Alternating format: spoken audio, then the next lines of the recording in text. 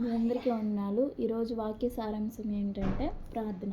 ప్రార్థన అంటే ఏమిటి? ప్రార్థన అంటే మనం దేవునితో సత్సంబంధం కలిగి ఉండడం.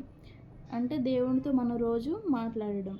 మనం దేవునితో రోజు మాట్లాడితే దేవుడు మనతో మాట్లాడతాడు, ఖచ్చితంగా మాట్లాడతాడు. 34వ కీర్తన 4వ వచనం. నేను యెహోవా యొద్ద విచారణ చేయగా ఆయన నాకు ఉత్తరం ఇచ్చెను. నాకు కలిగిన భయములన్నిటిలో నుండి ఆయన నన్ను తప్పించెను. 6వ వచనం.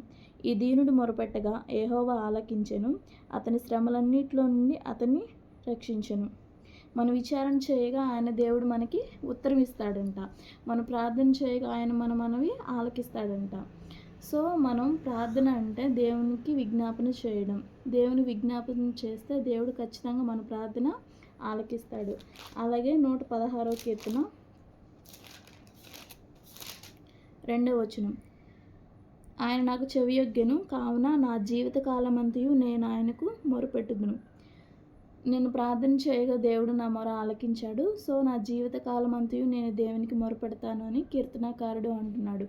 అంటే మనం దేవునితో మాట్లాడడం అనమాట. దేవుడితో మనం మాట్లాడితే దేవుడు మనతో మాట్లాడతాడు. ఎలా? తన వాక్యం ద్వారా దేవుడు మనతో మాట్లాడతాడు. ఈ చిన్న మాటలు దేవుడు మీ హృదయంలో ఫలింపబడును గాక.